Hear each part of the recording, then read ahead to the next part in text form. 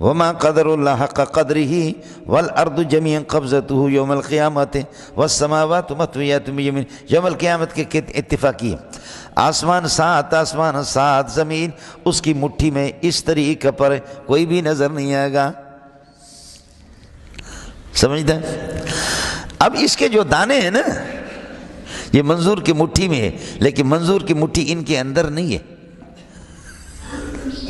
یہ منظور کی مٹھی میں ہے، گندم کے دانے میرے مٹھی میں ہوں گے لیکن میری مٹھی گندم کے دانے کے اندر نہیں ہے، تسبیح کے دانوں کے اندر بھی نہیں ہے، ساری کائنات اللہ کی مٹھی میں ہے، اللہ کسی کے اندر داخل نہیں ہے مکان میں، ساری کائنات اللہ کی مٹھی میں ہے، لیکن اللہ جو ہے نا مٹھی والی چیزیں جو مکانات ہیں ان کے لیے بھی، پھر الو کے بٹے میں نے آپ کو یہ بھی بتا دیا، اے سڑیا یہ ایک ہی جگہ ہے، یہ جو تپائی ہے یہ ایک ہی جگہ ہے، یہاں سے لے کر یہ میرے لیے ایک ہی جگہ ہے، اور چیونٹی کے لیے یہ ہزاروں جگہیں ہیں، سمجھتا ہے؟ میری نگاہ اس قرآن پہ لگی ہے، یہ ایک ہی ہے، سمجھے؟ ایک ہی جگہ ہے میرے لیے، چیونٹی غریب یہاں سے جب چلے گی اس کے لیے یہ ہزاروں جگہیں، یہ جگہیں ہر جگہ موجب کلی ہے، یہ تمہارے لیے بہت سی جگہیں، اللہ کے لیے ایک ہی، اس کے مٹھی میں، تمہاری حیثیت چیونٹی کی، تو اس لیے تعالی عن الجنس والجہاد، جہاد بھی اللہ کا بھلا کری ہے کہ وہ ٹھیک ہے کہ جہاد سے بھی پاک ہے، لیکن وہ جہتیں اصطلاحی آپ کی، اور جس جہت کو محدثین اور مفسرین اور متقدمین ثابت کرتے ہیں وہ جہت عرفی ہے، سمجھ شریف میں قال این اللہ، اللہ کہاں ہے، سمجھے؟ تو وہ جو عینیت عرفی ہے اللہ آپ کا بھلا کہ این اللہ،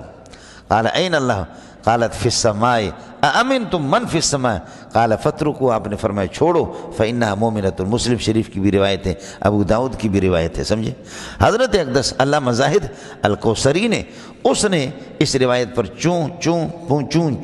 اس قسم کی باتیں کی ہے، لیکن ظاہر ہے کہ اجماع کے مقابلے وہ قابل قبول نہیں ہے، سمجھ شریف میں ہے کہ نہیں؟ روایت اپنی جگہ پر بالکل صحیح ہے، ینزل ربنا کل لیلۃ الی سماء الدنیا، یہ اس قسم، باقی پھر کہتے جہت مکان ہے یا طرف مقام ہے، بولو، جہت مکان ہے، طرف مکان، پھر جہت اللہ کا وجودی چیز ہے یا عدمی چیز ہے، اگر جہت وجودی ہے تو مخلوق ہے یا جہت خالق ہے، جہت وجودی چیز ہے یا عدمی چیز ہے، اگر وجودی ہے تو مخلوق ہے یا خالق ہے، ظاہر ہے کہ خالق نہیں ہے جہت، مخلوق ہے، تو اگر اللہ کے لیے جہت ہو جائے تو اللہ یہ ہے کہ اپنے مخلوق میں رہ رہا ہے، اور اگر عدم ہے تو عدم کے اندر رہنے کا سوال ہی نہیں ہے، وجودی ہے تو خالق ہے یا مخلوق ہے تو اللہ اپنے مخلوق کے اندر رہ، ہاں جیت گیا جی، سمجھ رہی ہے کہ نہیں؟ ہائے جیت گیا۔ آخر میں یہ حضرات جو منطق پر جن کی زندگی اس قسم کی غلو کے اندر جو گزری، تو آخر میں امام غزالی رحمۃ اللہ علیہ بخاری شریف سینے پر رکھ کر کے ایسے سو گئے، بخاری پڑھتا تھا، پڑھتے جو ہے نا اللہ آپ کا بھلا کرے، یہیں اس کا انتقال ہو گیا، سب کو سبحان اللہ۔ امام بخاری کا انتقال، امام غزالی کا انتقال جو صاحب منطق، وہ اسی پر تو ہوا، یہ ڈھکوسلے آپ اس کو اس لیے امام راضی فرماتے ہیں دلائلنا مسکتۃ لا مطمئنۃ، ہم اب دوسرے کے منہ کو تو بند کرتے ہیں لیکن ہمارا دل خود مطمئن نہیں ہے، دوسرے کے منہ کو، یہ ڈھکوسلے ہے مجھ صاحب، یہ ڈھکوسلوں کی کوئی حیثیت نہیں۔ میں اور حضرت اقدس اب تو وہ چلے گئے، مفتی نظام الدین رحمۃ اللہ علیہ بیٹھتے تھے تو میں اس قسم کی بکواس کرتا تھا، مفتی صاحب اٹھا کر کے جوتا میرے منہ پہ مارتا تھا، کہتے مولوی منظور یہ ڈھکوسلے میں نے بہت پڑھے ہیں، مولوی منظور یہ ڈھکوسلے میں نے بہت پڑھے ہیں، اور فرمایا کہ اللہ کی قسم یہ اس قسم کی مناطق اور فلاسفہ کی ڈھکوسلے جن کو ہم عقلیات سمجھتے ہیں، یہ جہلیات ہیں، عقلیات نہیں، یہ جہلیات ہیں، ان کو پڑھ کر کے حضرت اقدس نے فرمایا کہ مولوی منظور میں نے اپنی عمر کا بڑا حصہ اس میں لگایا، اور فرمایا جب متقدمین کی کتابیں پڑھی تو مفتی نظام الدین کو پتہ چل گیا کہ جہالت کیا ہے، کہ تو کتنے چیزوں سے ناواقف تھے، سمجھے؟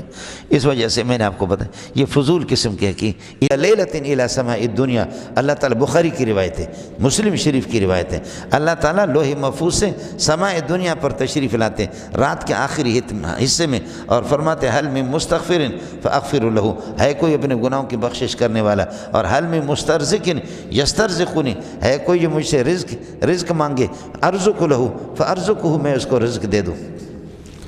اللہ آتے کما یلی کو بشانی، جس طریقے پر اس کی شان ہے۔ باقی متاخرین کی وہی 300 ہجری تک متقدمین کا زمانہ ہے، اور 300 ہجری کے بعد متاخرین ہے۔ 300 ہجری تک متقدمین ہے۔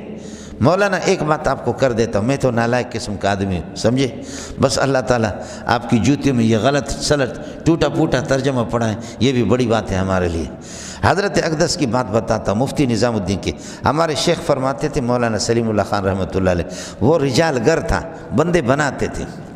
اس نے تقی صاحب کو بنایا، اس نے حضرت اقدس مفتی محمد رفیع کو بنایا، اس نے مفتی نظام الدین کو بھی بنا دیا، ایسا ایسے سبحان اللہ۔ حضرت اقدس نے فرمایا کہ میں نے سلیم اللہ خان نے اپنی زندگی میں وسیع المطالعہ کثیر المطالعہ مفتی نظام الدین جیسا کسی کو نہیں دیکھا، سمجھے؟ مفتی نظام الدین کی بات آپ کو بتاتا ہوں۔ بس مفتی صاحب ہمیں بھی کہتے تھے او نالائق منظور، مطالعہ کرو لیکن میری ہدایت کے مطابق مطالعہ کرو، جو بھی کتاب اردو کی آ جائے، اپنی عمر کو کیوں ضائع کرتے ہو؟ کسی کی بھی کتاب ہر الو کے پٹے مصنف بنے ہوئی ہے، سمجھے؟ الکتب غیر محدودۃ، کتابیں غیر محدود ہیں، والعمر محدود، عمر محدود ہے۔ اس لیے انتخاب کر لے چیدہ چیدہ کتابیں، جن کو کہتے ہیں امہات الکتب فی کل فن، ہر فن کی چیدہ چیدہ کتابیں۔ مفتی صاحب کی بات آپ کو بتا رہا، مفتی نظام الدین رحمۃ اللہ علیہ نے فرمایا کہ مولوی منظور متاخرین کی کتابیں مطالعہ کرتے کرتے کرتے کرتے سوائے تشویش کے بے چینی کی مجھے کچھ اتنا حاصل نہیں ہوا، لیکن جیسے جیسے متقدمین کی کتابیں پڑھتا جاتا ہوں تو نور ہی نور میرے سامنے آتا ہے۔ یہ حضرت جی کی بات آپ کو بتا رہا ہوں، ہم لوگ کہاں ہیں، ہماری تو حیثیت بھی نہیں ہے۔ حضرت اقدس مفتی نظام الدین رحمۃ اللہ علیہ کے فرمایا کہ متقدمین کی کتابوں میں نور ہے، اور حضرت اقدس رئیس المحدثین علامہ بنوری رحمۃ اللہ علیہ بھی یہی فرماتے ہیں۔ حضرت علامہ بنوری رحمۃ اللہ کہ متاخرین کے ہاں صرف عبارت کی پیچیدگیاں، ان پر انہوں نے زور لگایا، اور جن کو عقلیات پتہ نہیں، متقدمین کے ہاں وہ جہلیات ہوتی ہے، لیکن ہمارے بعض حضرات ان کو عقلیات سمجھتے۔ متقدمین کے ہاں یہ ہے النصوص تحمل علی ظواہرها، جیسے عقائد نصفی کے اندر، شرع عقائد نہیں، عقائد نصفی میں النصوص تحمل علی ظواہرها، نص کو ظاہر پر محمول۔ فرماتے کہ صفات باری تعالیٰ وہ اپنی حقیقت پر محمول ہے، کما یلیق بشانہ، ہم اس کی کیفیت کو نہیں جانتے۔ جیسے امام مالک رحمۃ اللہ علیہ فرماتے ہیں الاستواء معلوم والکیفیت مجہولۃ والسؤال عنها بدعۃ، اللہ تعالیٰ مستوی علی العرش ہے،